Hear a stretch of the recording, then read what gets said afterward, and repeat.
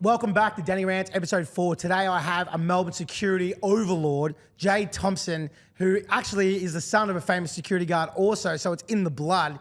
He's with me today for episode 4, so let's rant. Jay, how are you, bro? Good, mate. Pleasure to be here. Thank you for coming down today on short notice, shortish notice. No, all good. It's I'm used to that from you, mate. I think everybody is. Anything over an hour is fucking a long time. Yeah, that's right. So I'm not going to go into your full career, but I'd love you to sort of dip into it. I don't really do the whole backlog thing, backstory thing, but I'd love you to explain like sort of what you're doing, where you come from, and I guess explain a little bit more what I was saying about how it's in your family, security's in your genes. Yeah, so obviously Dad was, been in the industry for 30, 40 plus years, and yeah, ever since I can remember, Dad would be out, most nights working at the clubs, and I just loved it. I had a fucking security tag when I was running around 10 years old. I loved the idea of nightclubs and getting the fights, craziness. Being a youngster, that's the shit that you think that's cool. And then as soon as I kind of turned 18, I applied for my license and had a bit of trouble early on because I got into a little bit of trouble growing up. So it took me a couple of years to get my security license, but probably got it when I was about 19, 20. And then since then, I've worked, most clubs in Melbourne, most events. I've had most streets, I'm guessing too. Yeah, most streets in Melbourne, King Street, Russell Street, everything. You done Chapel and stuff? Yeah, Chapel Street, everything. And you've done strip clubs, I'm guessing, have you done King Street? Yeah, strip clubs. So that's kind of where I spent my most time was, Men's Gallery, Centrefold, Spearmint Rhino. Oh, really? Is that where you started before you did clubs? Yeah. Yeah, wow. Because they're obviously, before I was a security guard, I was doing all the rosters for Dad. Yeah. And they were the hardest venues to fill in a roster sense because they needed the best guards. Why is that? Just because you couldn't put any guard into a strip club, and you got to deal with the girls trying to flirt with you. We had a lot of problems with guards, sleeping with the dancers, being fucking sleazy to the dancers, and and then the kind of clientele that you get into the strip clubs, that you get those, it's predominantly all men. So it's a pretty high testosterone filled place. So you get a lot of issues. Yeah, the issues are, but it's not about the issue, it's about the potential issues that could happen. In saying that, when you do see, this is kind of off a cusp, but when you, like every fucking 3 or 4 weeks, you'll see like a shooting or a stabbing at a strip club. So obviously you're doing some pretty serious shit when you're working in the strip club space, right? Because most of the real violent stuff seems to happen out the front of strip clubs. Yeah, that's right. I think, being, security and stuff, you just kind of treat, you give everyone respect. It's all about, giving respect, and these, colourful characters will kind of, roll through. Yeah, roll through and kind of not give you any issue. We had a few, people from Sydney kind of come down and kind of give us a bit of trouble. But yeah, it was just fucking, every night was something different. It doesn't matter if it was a Wednesday night, if it was a Tuesday night, a Saturday night, there was always shit going down for sure. So what's the variations between working in clubs, like nightclubs, and strip clubs? Like what's the actual differences other than, I guess, the unique nature of having to deal with the girls too? Like, you explain. So strip clubs, one of your main focuses is keeping the girls safe. Yeah. They're walking around pretty much naked. You've got 100, 200. I've never been to one. Even my missus is watching. 200 guys, on the fucking beers, on everything, walking around. So your main role pretty much is keeping the girls safe. And then the next is kind of keeping the venue safe. Yeah. So, yeah. And with clubs is sort of... Yeah, nightclubs is... Sort of keeping the club safe. Yeah, keeping that, the clubs... Harmony. Yeah, harmony, and have more of that selection role where, nightclubs, you can't just let everyone in. Yeah. But strip clubs, they kind of want as many people in as they can, to spending money. It's all about spending money with the strip clubs, yeah. So I know you mentioned before when you had people coming down from Sydney, you had dramas and whatnot. Was that sort of stuff dealt with on the nights, or was it like more political shit in the background that you had to deal with? Because I know... It was hard, man, because obviously, Melbourne, Sydney have a, bit of a rivalry there, and I can probably talk about him now, but we've had that Pascal Barbro come down a fair bit. He's not with us anymore, unfortunately. But, mate, he used to come down and just fucking terrorise the place. Yeah. So... But so I'm like, and was it more of a delicate situation having to deal with guys like him? Like, yeah, it was there for sure. Because you never know what these guys are capable of. Yeah. like I've dealt with them myself, but Yeah, in yeah. different sort of situations than you. And for us, it's always just like be friendly and I hope they don't fuck up. But you sort of work alongside them as opposed to against them. Yeah, for sure. And the hardest thing is, like being security, we're just going off what the venue wants. Yeah. Some venues will be like, oh no, we don't want bikies, we don't want islanders, we don't want fucking lebos. And they're telling, we've got to, put that law, we've got to put that out there to the guys, and then they'll come and we'll be like, mate, we can't let you in. Yeah. Even though personally, I've got no problem with any of these guys. But because we work for the venue, we've got to, And the wild thing is half the time it's like actual these Lebos, Islanders or bikies telling these guys they can't come in, right? Yeah, for sure. Yeah. So like people would come up and they're like covered in tattoos, and one of our rules would be like, no tattoos. They look at me and like, oh, you got fucking tattoos. I'm like, yeah, mate, I don't have a problem with it, but the venue does. Yeah. So It's a unique one. Like, Yeah. And I think that from my perspective is that obviously I know now I'm out of clubs, I can say it, that they were things we would say to people. But we would say, the way we would sort of do it, right, we'd say it direct to the guards, but we would come back and go, cool, well, what do they wear? So we'd be like, no designer brands, no bum bags, no certain shoes. And it was effectively doing exactly what you were saying, but it was like ways for you guys to be able to point out a sign and be like, man, I want to, but I know all that Gucci, that $4,000 jacket you're wearing, unfortunately, we don't allow those people in. Yeah. But yeah. But even that is hard, If you say someone, got the wrong shoes on, they'll go change their shoes, come back, and they'll be like, now what? You're like, fuck. It now becomes personal because, you've told them once that it's your shoes, they've changed their shoes, and now they're like, well, let me in now. And we're like, well, I'm not going to let you in. So how do you deal with it in that situation? Like when you're kind of... Yeah, I kind of give a little information as what I can. I'll just say not tonight. Yeah. And they'll say, why? I say, mate, I just can't help you tonight. Try next week or, tomorrow night. Have you had situations, or can you tell me a situation where it's escalated badly? You're in a situation where someone hasn't taken that too well, and where it sort of goes to. Like, can you talk about that sort of stuff? Yeah, kind of like it's happens frequently. You see a crew coming up, and they're affiliated with a certain group, and but there was one time at Kittens where a group came up and they're like, no, you can't let these kind of people in, and we're like, okay, no worries, we'll do that. And then we said no to them, and then it's kicked off, and yeah, that's where it goes. It's part of the job. It's part of the job, and then a couple of weeks later they'll get rid of us all for something stupid, the venue, and you're like, mate, we just fucking punched on before these fucking crazy cunts. Yeah, yeah. For you, and now you're fucking getting rid of our company because something stupid. It's a funny thing because there's not much loyalty. Well, the guys that I worked with, we were loyal to the whole time. So the club that we had, and the reason why was because I knew what was going on in the background. So there was a lot of times where he would save our ass on issues that were happening that we didn't even know were happening, or we did. They were whispers. And because of that, like the guy, I'm not going to mention him, but you know who I'm talking about. Yeah. He got shot. Yeah. And there was a whole sort of string of shooting shit going on at the time because he was protecting these doors. Yeah. And I just couldn't bring myself to ever get rid of him, even though we did have issues, because I was just like, there's no fucking way. Yeah. And like after that, so I guess in saying that, loyalty is like an old-fashioned trend these days, right? Yeah, for sure. Some venue owners are big on loyalty, but some just they don't give a fuck about you. Yeah, it's just what they cost and what they feed. But yeah, it's hard because I've been in those situations as a club owner where I'm like asking these people to protect us or do their awkward stuff that we don't want to do. Yeah. And I always call it the grey area, right? So like we live in the grey area. You guys are more sort of on fucking the other side of it, where it's like, you're like the soldiers in the battlefield, right? For sure. So we're able to kind of pretend like, oh no, like that's a guard rule. Like, but even that, like we go back about saying about how the venue doesn't want these kind of people in, but like you can't even say, oh, the venue doesn't want you in, because they'll be like, well, let's get the fucking owner out. Yeah. You're like, well, no, he's not going to come out. If you did that, I'd be hiding you. And I'd be sacking you on Monday. Yeah. So like that's what I said. Like you say as little as you can. Yeah, little as you can to these guys, and that's probably the best bet. Yeah. Because they'll take anything you say, they'll take it and use it against you. Yeah. Sure. Yeah, fuck.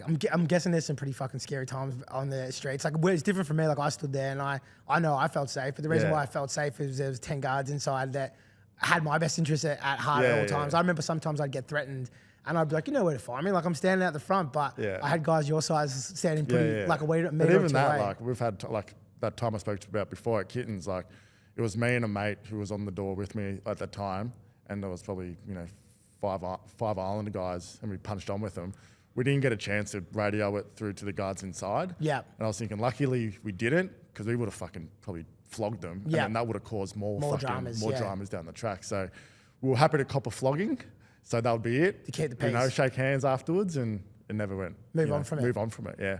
So got the stripper stuff, there's a story I wanted you to bring up because you told me a story before where we started the podcast where you had an incident with a client and a girl that was dancing there that you thought was a different situation and what had transpired. So I'll let you explain it. Yeah, so at most of the strip clubs, you got to check on the rooms and, every, 5 or 10 minutes you check in the dance rooms and see if all the girls are all right. So we heard That must suck. Yeah, it sucks. So we heard a scream from one of the rooms. So 4 of us ran in there and we saw that a guy had a girl by the hair and was rolling around the ground. So we ran up to him, we tried to grab him and it ended up he was having an epileptic fit. Oh, what the fuck? So he just grabbed onto her hair? Yeah, grabbed onto her hair and started rolling. She had her extensions was falling out. Did she know? No, she didn't know what was going attacked. on. And then we were about to, touch him up, but then one of the other guys like, nah, mate, I think he's having a fit, So, yeah, but she had hair coming out, froth all over her. It was, yeah. Oh, man. That's so cool. I should have laughed. Sorry to the guy that had a fit, but... Yeah, no, but he was fine. Like, it happened all the time for him. And then, yeah, he was really apologetic. He was a good guy. He wasn't even really drinking. Yeah, wow. So, wow. So the guy, what are the kind of guys that come into these places? Like the guys that are coming into these stuff, I know you said before, it's regulars. It's all... sorts. All sorts, you get the rich people that are on a business trip. You get the regulars that come in weekly. We had a girl at Men's Gallery seeing this one guy for, 3-4 years. He ended up buying her a car, buying her, giving her probably over $500,000 in cash. What, is he dating her? Well, they've got a relationship in the club. Inside the club? Inside the club. She never saw him outside the club, always inside the club. And that seems unhealthy. Yeah, but that's what some people do. They go in there for a chat. They want to. They're lonely. They just want to chat to a girl. Yeah, wow. So yeah. So doing what you've been doing for ages, no doubt. Like we just sort of discussed the issues you have. You meet some colourful people, right? Yeah. I can imagine that you've met some of the more colourful people, like you just said before, Pascal and whatnot. Yeah. Is there any other kind of characters or other people that you've sort of ran into or maybe had issues with, or other way around, not had issues with? That you can talk about? I know it's a bit of a sensitive issue. I do remember when I first started in security, I was 19, 20 years old. We're doing a lot of the boxing fights at Melbourne Pavilion. Oh, that would have been fun for you? Yeah, so it was great. No, the venue's amazing. Oh, really? The people there are amazing. Like, yeah. I go to some of those fights and I'm like, fucking hell, I don't want to be here. Yeah, but that's just the patrons. Like internally, the venue, the owners, everyone's great. Yeah. One of the nights, Mick Gatto was standing out the front. This was like pre-show. Some drunk from down the road came past and tried to grab him. And I was like, fuck, this guy's grabbing Mick Gatto. So I, gave him a big open hand, a slap, knocked him out. Mick went inside. I was like, yes, fuck, I don't know what's going on here. Get a call did the show, everything went well. Got a call on the Monday from my old man. He's like, I don't know why, but Mick wants to see you on Lygon Street tomorrow, at some restaurant. I'm like, okay. No worries. Awesome. I'm like, what's going on? He's like, I don't know. I'm like, all right. So I get there. I was fucking nervous as shit. Had a coffee. I probably fucking sculled the coffee in like 2 seconds. I was that nervous. Walks me down the alleyway. He goes, mate, I really appreciate what you did. 1, I can look after myself. And 2, don't ever fucking do that again. And gives me $1,000 cash. Yeah, really? Yeah. That's a good tip. And since then, we've been good friends. I speak to him, frequently. And yeah, we've worked for him, for years after that. So does he still run boxing stuff? I think he does, yeah. Not as much though? Yeah, not as much, yeah. So you still see him down there all the time? Yeah, but he's great to deal with. He's probably one of the best guys in that boxing industry to deal with. Have you done much of the boxing stuff? Yeah, we had a bit, we lost that contract for a few years. We're doing more with the Hex guys now. Yeah. With Jake and all that. Yeah, I know those boys. Yeah. But yeah, it's. And do they come with different sort of issues? Like I go to a lot of fights. I'm a massive fight fan myself. Yeah. And as I said, I've been to ones that the crowd's normal, like the Hex ones. Their crowd's pretty good. Yeah. Then I've been to ones where there's armed security guards. So is it a difficult sort of situation? It's hard. We always did, Mick and Brian's shows at the Pavilion. Yeah. And everyone knows not to fuck up. Everyone knows. Some of the times it's all tables. Yeah. There's no general admission. I've seen at the top they sell those booths upstairs for like $10,000, $20,000. So everyone knows who everyone is, and they know not to fuck up. So. Yeah. No shit. So, obviously you got your own business. Yeah. When did you start your own business? Probably started about 15 months ago, On Guard Security. Yep. or on guard group. What made you go off by yourself? Because obviously I know you worked with your old man or with other companies forever. What was the Yeah, I just decision? kind of wanted to do my own thing. I was always, didn't want to live in dad's shadow for the rest of my life, and just wanted a new kind of, Journey. Yeah, new journey for myself, just create my own path and kind of change that old school security feel into like a new school, vibe. So when you're hiring guards, and Yeah. I know you and I have discussed this before off camera again, and fucking many nights standing out on cold streets in Melbourne. Yeah. And we talked about how there's certain crews that have like MMA fighters, there's certain crews that have kickboxers, there's certain crews that have bodybuilders that seem to sort of be in their companies. When you're hiring, what are you looking for? Like what's this sort of thought process when you're hiring people? I'm kind of looking for someone that can kind of, I think that the old school days of having that big scary guy out the front and the big intimidating guy, I think those days are over. Yeah. All about now is, we deal with a lot of, premier venues, and they want customer service. They want someone that's going to, greet all the guests coming in and kind of, look after everyone that comes through the doors. So I think it's more about presentation for me, and obviously how they can use their voice. Yeah, for sure. Yeah. And that's one of those things I always say. It's like one of the hardest things to find is a security guard back in the day, especially with a high IQ. And people are like, well, why do you pay that guy more? I'm like, because he's smart and can actually talk to people. So you need muscle, but you also need brains to present your venue, right? Like to be the face of your venue. And it might sound like common sense, but sometimes that's pretty hard to find. And that's what I'm trying to change. We're trying to encourage more people to go out and get their security license, because a lot of people are like, oh, I'm not too big, or I'm not too, scary, or I can't fight. But fighting and being scary is fucking probably 5% of the job. Yeah, for sure. You know what I mean? And it's actually a fun job. We've had, for myself, I've done so much stuff in my security life. Bodyguard for Devin Haney. Oh, did you do guards for Devin Haney? Yeah. That was my next question, actually. There you go. How was that? Yeah, it was cool, man. So that was personal bodyguard stuff, was it? Yeah. You allowed to have a gun? Nah. Oh, you're not there yet? So in Australia, you can't, it's weird. Like you can't have a weapon protecting a person. Okay. It's only, you can have a weapon protecting like an object. So just say you had a diamond chain on, I can say I'm protecting that chain with this gun, not Danny. Yeah, wow. So Devin Haney would have had a fucking fair few diamond chains, I reckon. Yeah, but we didn't carry. It was just like, we had his first boxing, when the first world title against George Kambosos was here. I actually had 40 guards in the arena at Marvel. I think there was about 40,000 patrons there. Man, there were some colourful characters in that event. And when he won, it was fucking sketchy. Like, yeah. I remember I've never seen more people wearing certain brand of clothes. I'm not going to mention it, but they were just everywhere. And I was like, I can't imagine how many flights came in from Sydney that weekend. But because I didn't really know him too well. He had his own bodyguard tank that was there, just one guy. Yeah, he's a famous guard, right? Yeah, tank. He's a gun. And when he won, like the crowd kind of turned on him a little bit. So we had to go in the ring, get him out of there. And because he's a Muslim background, all his supporters from Melbourne that were Muslim kind of just jumped over the gate and came through backstage. And because he had such a big entourage, we didn't know who was who. So we were just, chucking these guys around. It was pretty funny. So who else have you done with the bodyguard stuff? Like who else have you worked with? Well, we did Dusty. That was probably the most famous one we did. It was on I remember the paper in the Herald Sun. Yeah, you guys like ushering him through the airport. Yeah, front and back page for that. That was cool. Who else? Usain Bolt when he came to Australia. That was cool. How do you get those jobs? Like, how do you kind of fall into that? It's kind of just word of mouth, man. It's just like I want to get into more of that kind of stuff, but Australia, there's not much marketing in that bodyguard industry. But it's just word of mouth.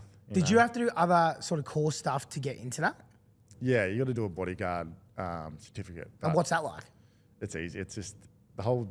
Yeah, it's pretty easy. It's like revenue raising for some other company. Yeah. It's mostly just common sense. Yeah. A lot of even the security license, like it's just, you're not going to learn too much about security in these courses. It's all common sense. Just a hand thing where you. I've been put in that a couple of times. yeah, for sure. But the training's pretty shit, to be honest. Yeah. But so with security stuff, I remember back in the day. Again, we're talking the old days. But you used to be able to basically get them illegally. Like anyone could get them. You could just get someone to write you off.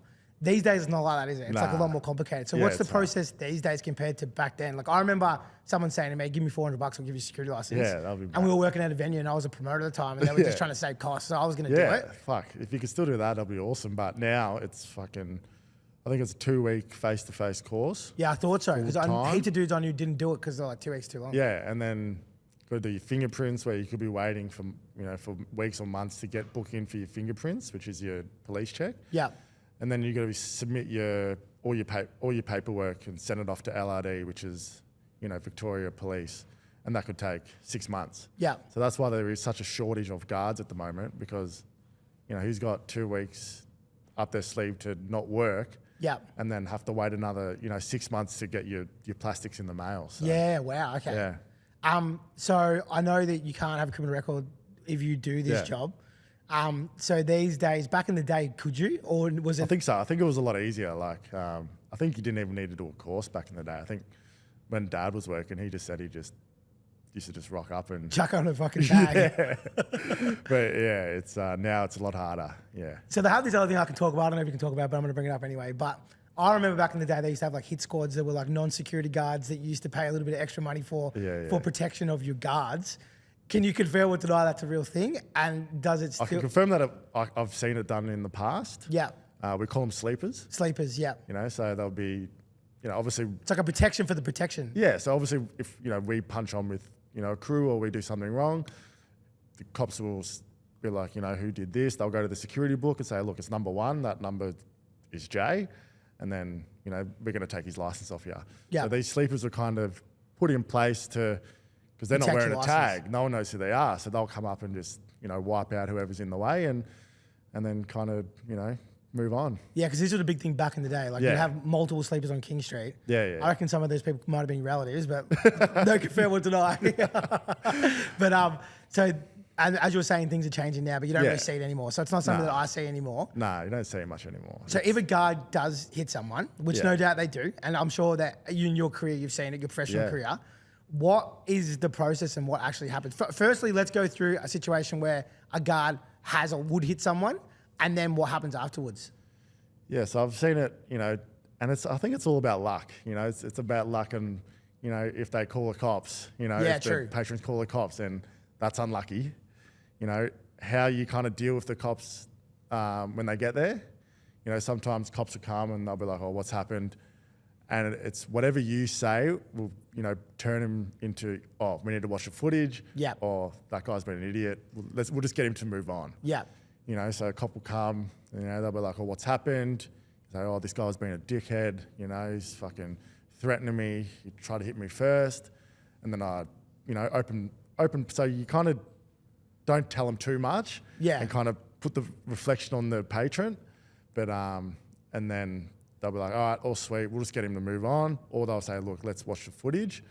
And then watching the footage, it's hard to Yeah, of course. hard to deny. But the best thing about footage is there's not many venues have the audio in Yeah. their footage.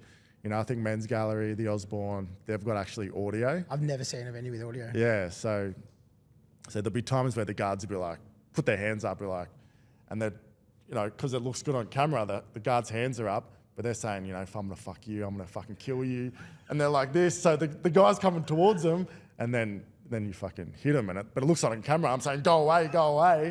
They come closer, and you They give should them have a like clip. a Grammys for fucking security guards. So there's ways around it, but mate, it's mostly luck, man. I've seen guards, do really some bad stuff and get away with it, or I've seen some guards, do something really small and they'll take their license off them straight away. And so when they take their license, they can never get it back again? Well, they'll have to go to court and try and get their security license back. But it's not even fine if you're found guilty or not. They'll take it off you, and then you've got to try and get it back. So Yeah. yeah. It's a weird one because I used to do talks at a school. And one of the things I used to talk about was security guards. So when we were growing up, it was not unusual to get clipped on the back of the ear by a guard. So Yeah. I've discussed it before. I've been bashed by multiple Yeah. guards, some that are my friends now. Yeah. So I would fuck up. I would take sort of like ownership of it, and then I'd just move on. Like, and if I was sweet, that was sweet, and it is what it Yeah. is. These days, Nah. people don't really act like that anymore. Things have Nah, changed. people But- don't give a fuck anymore, man. Like I remember, being a young guy and I was looking at these security, I was scared of all these guys, you know what I mean? But they get you. That was But the thing. now, mate, I've got these little 18-year-olds trying to be tough and get in our faces because they know that You can't do we anything. can't do anything. Yeah. I'm like, man, like, you know, when I was your age, I was shit scared of, you know, cunts like us. Yeah, I literally would look. I'd look. I'd be looking down the ground as I walk past. Yeah, because, you know, you can't give anyone hiding these days to teach them a lesson. Yeah, but one of the things I used to say in that talk was I would say, you know, security guards are your friends to an extent, but these guys aren't police officers. Yeah. So they will snap, and if you fuck up and continue to push them, there's a high chance you're gonna get touched around. Yeah, know? yeah. So that during that process, I feel as though people don't and they're not aware of that. Security guards do it. So that's sort of why I wanted to bring that up. It's like it does happen. There is consequences, but there's still a lot that kind of thing. But the one thing I would say is with police, I found the majority of the time they were on the other way around, like you were saying. So we would have an issue where they'd come down and check it out, and they would watch the footage, and they were normally on the security guard's side when it came to the altercation. It had to be really blatantly or unnecessary for them to really consider taking someone's license off them. Yeah, so I kind of just tell my guys, you know, even at the front door, you know, just stay your ground. Like if someone's fucking, you know, mouthing off over there, let them come to us. And as soon as they're coming to us, then we'll take care of it. You know, as soon as you step out of that line and approach them, then you're the aggressor. And, you know, you look like you've, you know, initiated this contact. I've had some bad ones, man. I've had ones with like 5 guards running down the street off camera. I'm like, how do you explain that one? No, I'm like, no, they were doing a marathon. Yeah, as soon as you know, step out of that line of the door or you approach them, it's, you know, it's, yeah, you look bad. Especially even, like they say it's appropriate force, yeah? So just say you fucking punch me in the face, I'll punch you in the face, that's fine. But if you drop and then I'm fucking continuing to ground and pound, that's excessive. You know? So it's a fine line and it's all about, you know, how the cops want to deal with it. And that's the thing is people look at it and go, oh, these guards are aggressive and whatnot. But what they don't know is that you're legitimately in a position with these drunk people who are being aggressive on these wild streets at 3 o'clock in the morning and you're trying to be a sturdy mind and it's not always easy, right? So another thing too is sometimes I would say relatively regularly, I'll come see you and you've got like scratches or bruises on you. Can you talk about some altercations you've had that have kind of blown up, not in your way, or times you've got hurt, or sort of, I guess, on the job?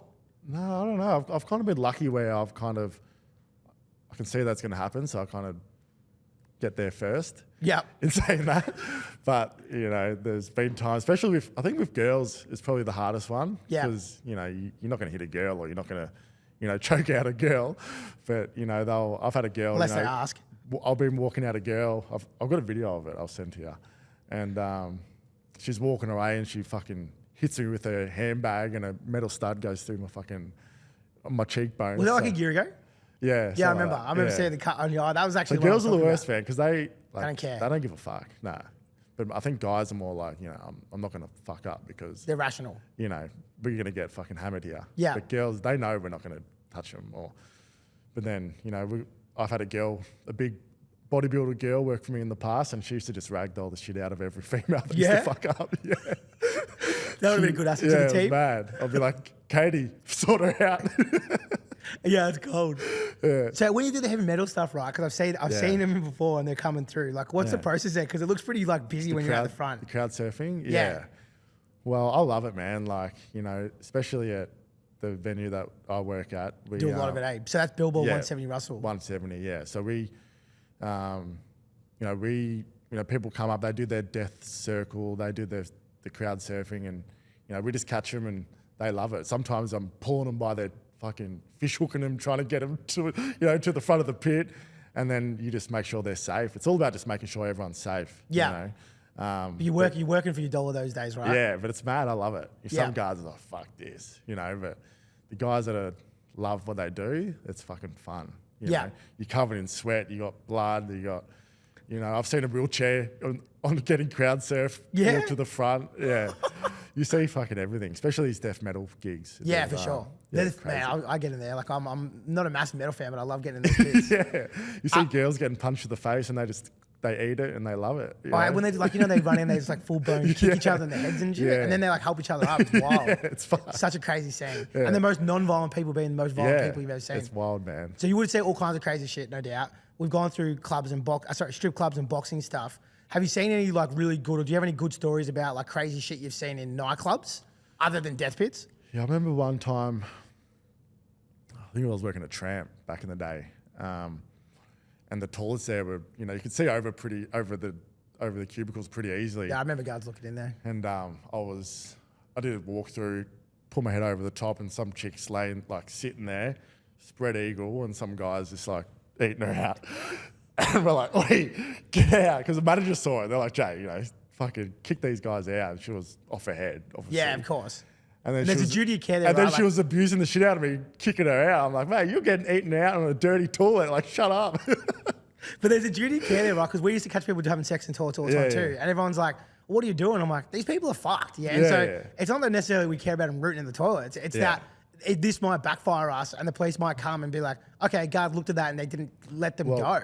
And it's like, so you have to break it up. Like, there's no 100%. option, right? You don't know if it's consensual. You don't know any of this stuff. And even if it looks consensual at that point, not necessarily is it consensual. It can come back and blow back. And what people don't understand is, anything that happens in a nightclub, an incident, It's responsible.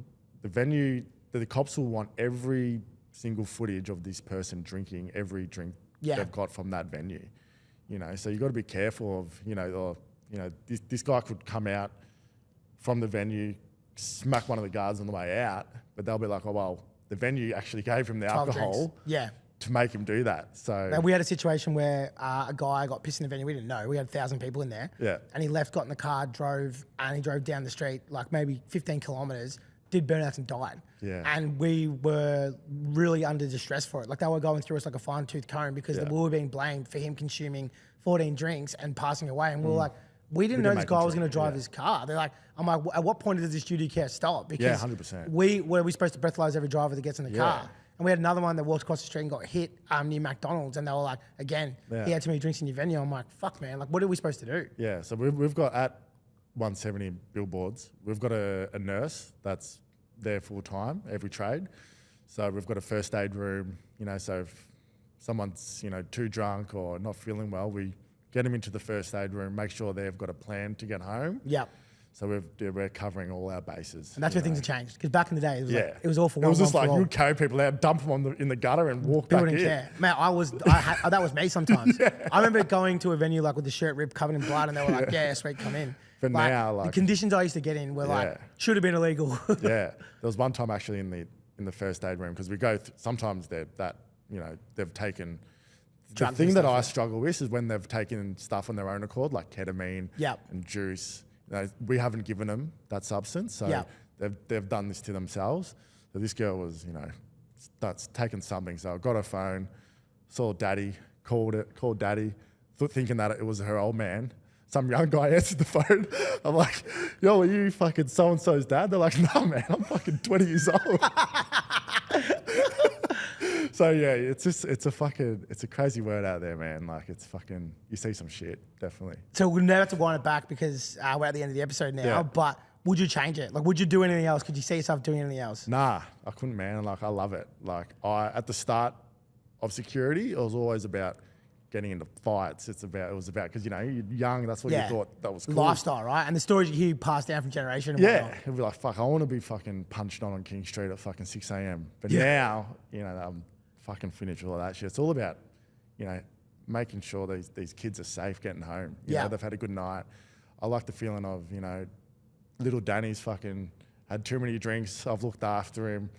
I've made sure he got home safely, and, there's been no harm to him. There's rewarding there, yeah. So yeah, it's all about making, giving these kids a good experience when they're out. And you're doing a lot of high level stuff now. Like, you're not doing King Street strip clubs, all that sort of shit. I know you did Pink recently. Yeah. You did my festival, Hello Sunshine. And you're doing all these other venues. So it's awesome to watch and see. And is that where you're sort of looking to go for the next part of your generation? Yeah, I think so. I journey?